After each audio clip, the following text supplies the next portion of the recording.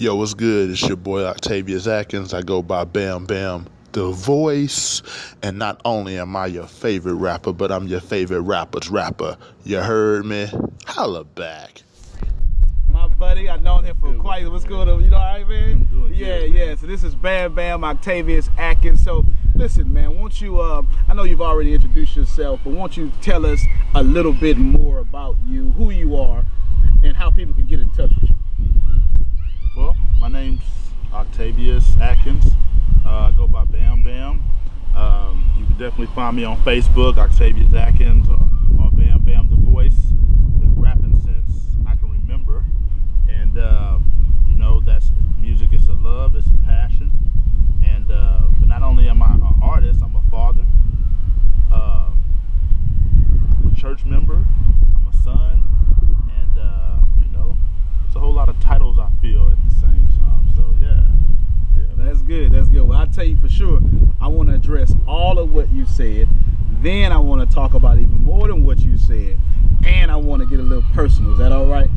You didn't have much of a choice. That's it. We want to make this as real as possible, and we definitely want to explain to people why you are an underdog. So you're a local rapper. Now that's a bit unfair because you've done some national and even some international things, and you're internationally known. So putting a title on you is a bit unfair. So let's discuss that. First off, how do you feel about the title local rapper? I don't feel any type of way about the title local rapper. I mean, at the end of the day, I'm a rapper and I'm known in my community. I'm known in my surrounding areas. There are some areas that I'd like to be known in. I'm not known yet, but we're working there. We're working on that. So it's all good. I'll take that. Okay. So I heard a lot there that I want to open up. First off, I heard you say "yet," and that was strong. I heard it, but then I felt power and energy when you said it. You had some intentionality behind it. It was some intention behind "yet." So won't you unpack that for me and the audience for a little bit? Well, normally when you hear about the local rapper, you think, oh, well, I'm about to come out with another mixtape, and another mixtape, and another mixtape. And not to say that I don't have mixtapes out there, but I also have albums and EPs that are on iTunes and Google Play. Right now you can go get, Teardrops. I just released a single called All For You. It's on Google Play and iTunes. So we're putting out music now, not only just for the community to have, so for the whole world to have. So if you got iTunes, you got Google Play, you can find me. It's not hard to find. So, so that's how we thinking now. And that's how we taking steps and approaches to get to the whole world and to share this music that we have here in the 409 Galveston County. Okay. So that makes sense. That makes plenty of sense. But I want to ask you another question. So why would the local rapper be an underdog? I mean, we clearly know that that all local rappers are. No one expects for you to make it big, although you've had a massive amount of success. Why is it? Well, let's go with two questions. Why are you and your entire genre and demographic an underdog? And then on top of that, why have you been able to break through barriers that most people have not? That's real good. Well, a lot of times it has to do with politics. Okay, so depending on and who you know, sometimes it might be a matter of just capital. Okay, so those three things have a factor into radio play, where you being heard, where you being seen. Okay, but now that we do have the internet and we have shows like this, The Underdog, now people like me have that chance to get that exposure. Okay, so that's big. Okay? You've had a whole lot of success because you've gone door to door. Successful people of platinum selling singing groups, people who live in highly expensive cities with a great cost of living, people who are executive producers over large budget and platinum selling albums have reached out to you because not just for your talent, but they saw your heart, they saw your drive. So you experienced a whole lot of success from this local rapper, with my air quote things, right? Because you bought a house, and you bought your house, if I'm not mistaken, and I don't mean to put your business out there, but you bought your house almost in full or something like that, something similar to that, from this rapping thing. So how did that feel? How did it feel to actually, well, how does it feel to be so successful in this local rapper, what is supposed to be unsuccessful job that you've picked? I mean, it feels good, you know, like as far as me buying a house, yeah, it was a one payment. So I mean, that's a big deal. It was a one payment deal, and, but yeah, definitely, you know, buying a house, you know, buying cars, one payment, that's good, you know. But just because I may not be on radio, you know, or on certain TV shows, it doesn't mean that you can't. That's enough for everybody. Yeah. That's enough for everybody out here. And I think once a lot of other people get that concept, you know, you take things in steps, you know. So, you know, it's enough for everybody out here. Trust me. But the business side, you fall a lot, you know. You learn from bumping your head, you know. So, and you lose a lot. You take a lot of L's before you get that W. You know what I'm saying? A lot of bumps and bruises, and just kind of figuring it out as you go. You learn it's an on-job training. Yeah. At that point. Yeah. So yeah, you take a lot of L's, you dust yourself off, and you keep going. That's the main thing. You just keep going. Okay. Right.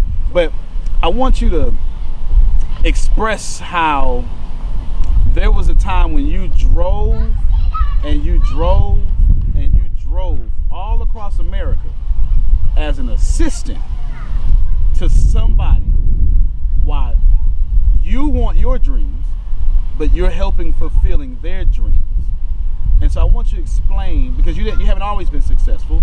You put in the work, you paid the dues, you are the underdog, and you were even more of the underdog, and sometimes you were disrespected. You had to push somebody else's album before you pushed yours. You had to push somebody else's dream before you pushed theirs. Did that make you feel bad, or something completely opposite? Well, you know, I don't want to say disrespected, okay? That's, you know, but at the same time, it was a humbling experience, you know, because at that time I had a mixtape that I was pushing that kind of got put on hold because we were working on another man's project, and so, you know, it was a great experience though. You know, you gotta take everything that you do as an experience, and it was a foot in, so to speak, a toe in into the what we think of the music industry as a whole, not just, you know, a particular area. So it did give me an opportunity to go city to city, coast to coast, and see how it's done on a bigger scale. Yeah, you got some good music out of it too. Absolutely. Yeah. And I got some inspiration, you know. Inspiration. Yeah. So yeah. There are some things that are stacked up against a certain amount of people, a certain group of people, I should say, that makes them underdogs. You've got the system, people, circumstances, environments, mentalities, wealth, disproportion of the unfair distribution of wealth, I should say. This is so many different things: height, stature, talent. All these things make other people underdogs. And here you are, this success, but I've never in my entire life known a success story that isn't riddled with failures. And that being said, you're completely inside if we were spiritual, right, in which we are, you're completely inside the will of God.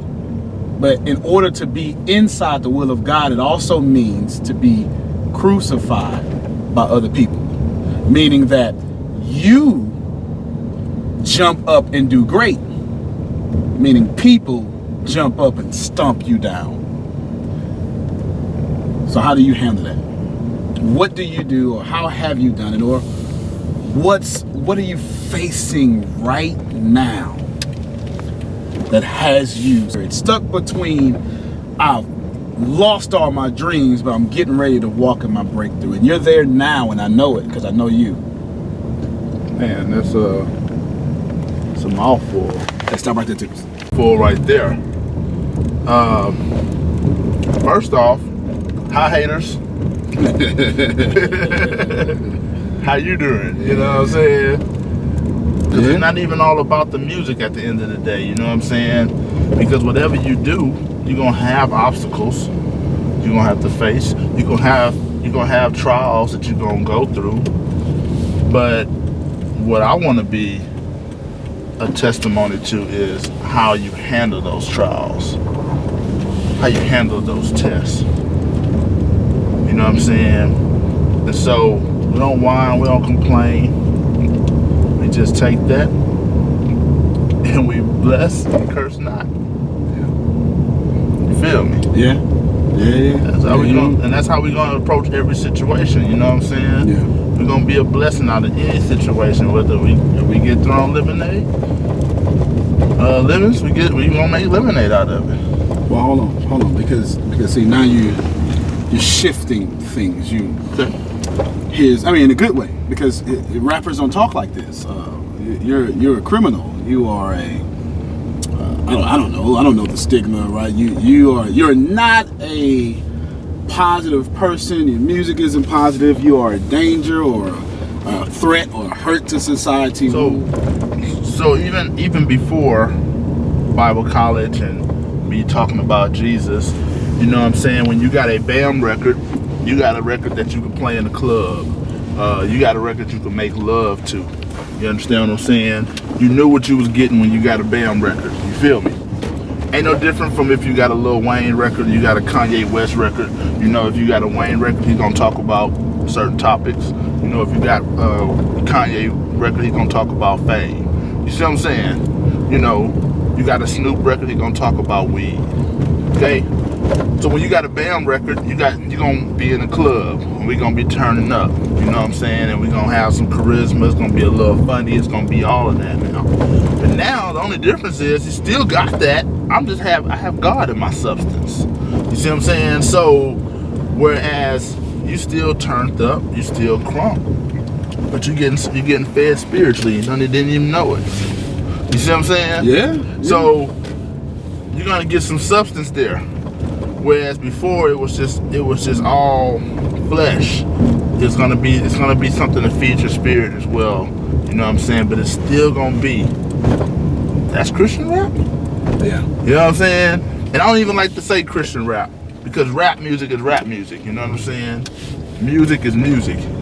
So, but that's what you're gonna get when you get a Bam record. You know what I'm saying? As I've grown from an artist standpoint, I see things from a different perspective, and so this is the perspective that I see it in now.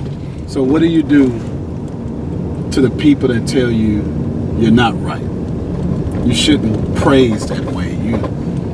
You can't switch from rapping and cursing to rapping and praising. You need to stick to one. Your music isn't really Christian, or you don't really believe, or maybe it's just a gimmick.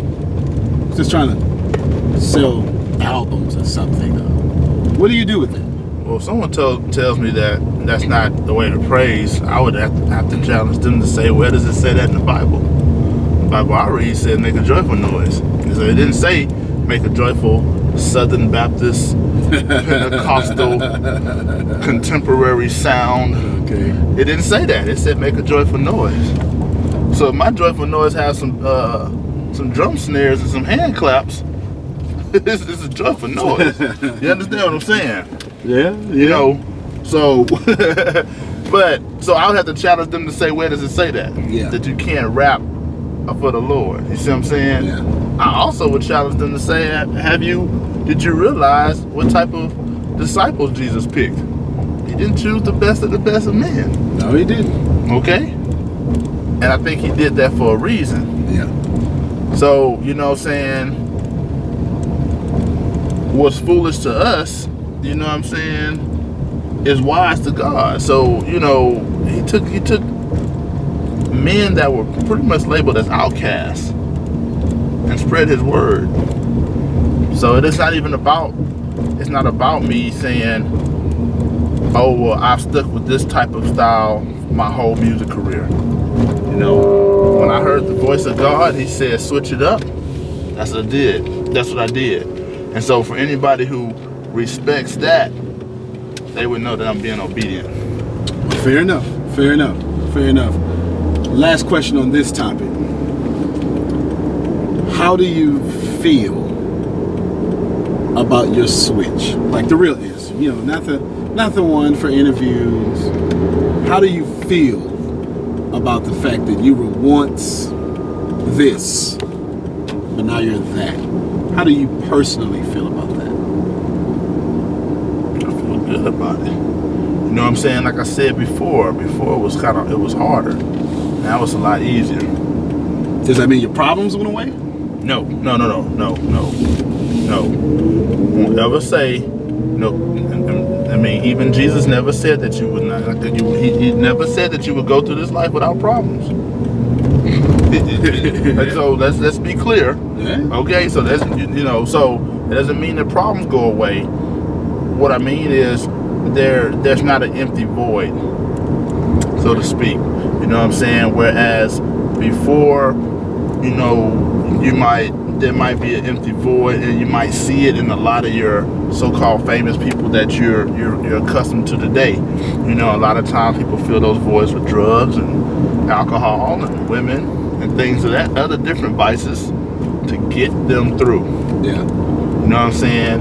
And so now I feel more complete because You're paying off, 3,000 mortgages with one payment. You had all the women at your access. Everything that you wanted was at your fingertips. Yet you still felt empty, as if when the wind blew, it burnt the hole in your heart. yeah. But now you have Jesus, you have Christ, the Christ, you have God, and now it's something a bit different. It's something a bit better. You have this wholeness. So what do you tell people? Or what would you like to tell people? Or even me for that matter? The difference between then and now, and why every single struggle has been worth it. Well, because back then I was grinding for a purpose. Now I can say I'm living for a purpose. You feel me? Feel that? So I don't have to go out and say I'm a Christian, I'm a believer, I'm this, that, and the other. You know what I'm saying? I just let my light shine. See what I'm saying? I can go somewhere and somebody can say, man, there's just something different about you. I didn't even rap a single lyric. You dig what I'm saying? Yeah. So they don't know nothing about me. But it's something different. And I think that's what I want to portray to everybody. Look, we shouldn't have to go around here saying, oh, we Christians and things like that. We should just have that in our walk. If you're being yourself and you're being who you're meant to be, it's gonna show. I was meant to be an artist. I was meant to be an entrepreneur. I was meant to be a rapper in my walk daily. You dig what I'm saying? Yeah, I do. And so with that, now you see the light of Christ in that walk. Fair enough. Yo, what's good, y'all? Here's the secret. Trust God. You know what I'm saying? Don't matter if someone don't believe in you. Don't matter if they tell you you can't do it. Don't matter if they say, man, you're not qualified enough. You don't even have a bachelor's degree. You don't even have a high school diploma. It don't matter, because everything will work together for your good. You know what I'm saying? For those who love Christ. So trust God. You know what I'm saying? And when you do, approach everything in love, baby. It's all love right here, baby. This is how we do it. I'm Bam Bam, and I am Underdog.